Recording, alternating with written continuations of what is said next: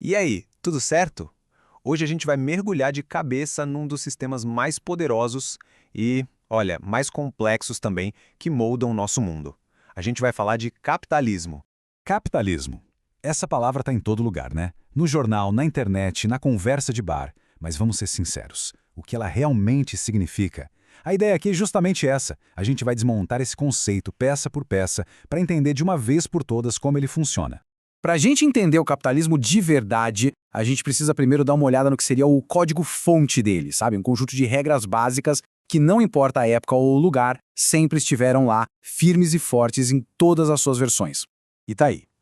Esse é o DNA do sistema. Vamos lá. Primeiro, a propriedade privada dos meios de produção. O que é isso? Basicamente, as fábricas, as terras, as máquinas, tudo isso tem um dono, seja uma pessoa ou uma empresa. Não é do governo, nem da comunidade. Segundo, tudo que se produz é para vender. A lógica é o mercado. Terceiro, a forma de trabalho que domina é o trabalho assalariado. A grande maioria das pessoas vende seu tempo e sua força de trabalho em troca de um salário. E por último, o que faz essa engrenagem toda girar? A busca incessante por lucro. É o motor de tudo. Imagina que isso é tipo o Windows ou o iOS da economia. É o sistema operacional básico. Essas 4 regrinhas são a base, e em cima delas, ao longo da história, foram instaladas várias versões e atualizações do capitalismo. É daqui que a gente parte para entender todo o resto.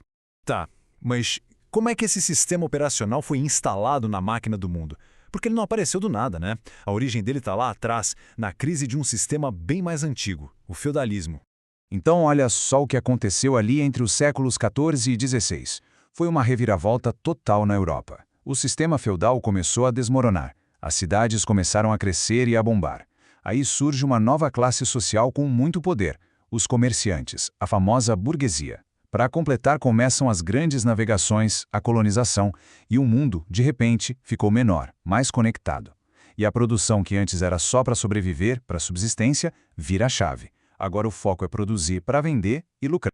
E essa primeira versão do sistema ficou conhecida como o capitalismo comercial, ou mercantilismo. E aqui tem um detalhe importante. O Estado era super presente.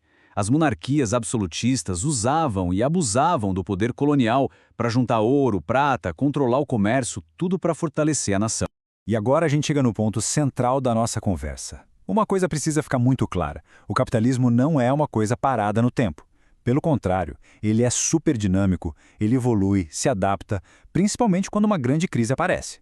Vamos dar uma olhada agora nas 4 grandes atualizações que definiram a história dele até hoje. Pronto. Esse aqui é o nosso mapa. A gente vai começar lá no barulho das máquinas a vapor da Revolução Industrial, passar pelas grandes crises e chegar até o mundo de hoje, onde tudo se resolve com um clique no mercado financeiro global. Cada uma dessas fases é uma virada de chave no sistema. Vamos ver cada uma delas com calma. A primeira grande atualização, capitalismo industrial. A Revolução Industrial mudou o jogo completamente. As máquinas e as fábricas surgem com tudo, a produção dispara. As cidades incham, lotadas de gente do campo procurando emprego. E aí, o trabalho assalariado se torna a regra, não mais a exceção.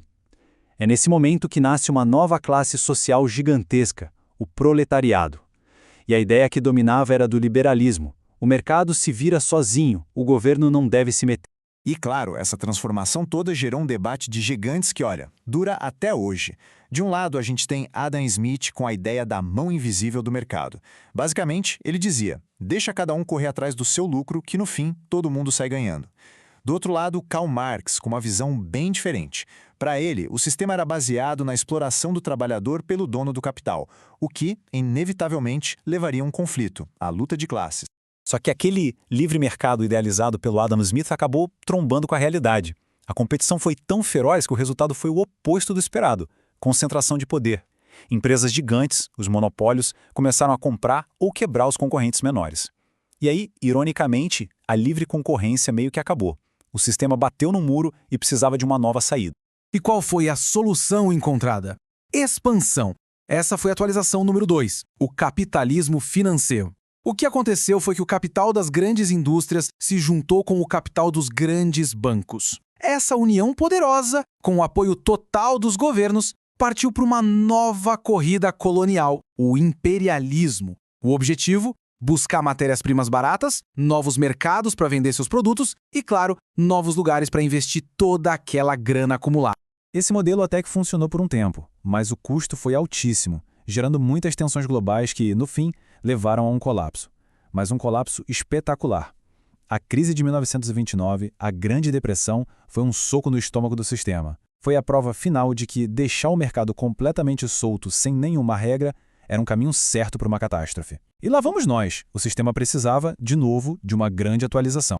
E a terceira atualização foi, de fato, uma virada de 180 graus na mentalidade. Com base nas ideias de um economista chamado John Maynard Keynes, os governos falaram, opa, a gente precisa intervir, e passaram a gerenciar a economia para criar empregos e evitar novas crises. Ao mesmo tempo, o modelo de produção da Henry Ford, a linha de montagem, permitia produzir coisas em massa, super padronizadas. E a grande sacada foi, os trabalhadores, agora com salários melhores e mais direitos graças ao estado de bem-estar social, se tornaram os grandes consumidores desses produtos. Uma coisa alimentava a outra.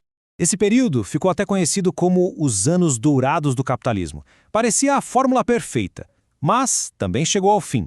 Lá pelos anos 70, uma combinação de fatores como as crises do petróleo, uma inflação galopante e a economia que não crescia mais mostrou que o modelo tinha se esgotado.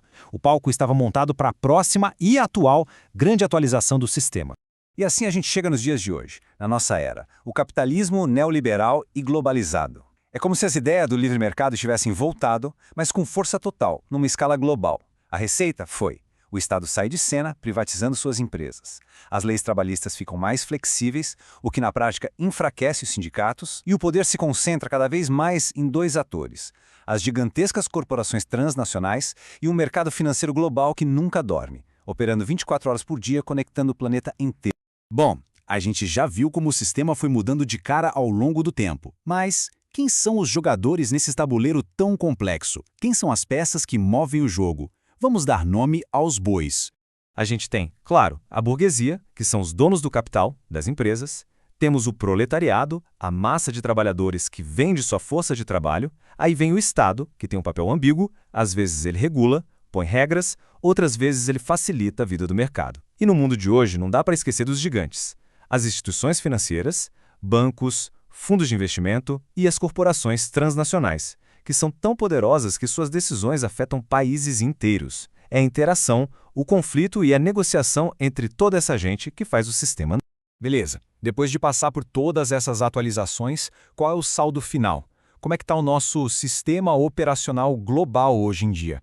A realidade de hoje é, no mínimo, cheia de contradições. Por um lado, o neoliberalismo trouxe uma integração global e avanços tecnológicos que eram impensáveis há algumas décadas. Mas, por outro lado, o que a gente vê é um aprofundamento brutal das desigualdades, tanto entre pessoas quanto entre países. O trabalho ficou mais precário, mais instável, e a economia mundial vive numa montanha-russa, com crises financeiras que parecem acontecer cada vez com mais frequência. É com esse legado que a gente convive. E essa frase resume perfeitamente o que a gente viu aqui. O capitalismo não é tipo a lei da gravidade, uma coisa da natureza, não. Ele é um sistema construído por seres humanos ao longo da história, um sistema dinâmico, cheio de contradições e que está o tempo todo em movimento, se adaptando. O que nos leva à pergunta de $1 milhão. Se toda a história que a gente viu mostra que o sistema sempre evolui depois de uma grande crise, e hoje a gente vive num mundo cheio de desafios gigantescos, econômicos, sociais, ambientais, a grande questão não é se vai ter uma nova atualização. A questão é: qual vai ser essa próxima atualização? O que será que vem por aí? A história, como a gente viu, continua sendo escrita, agora mesmo.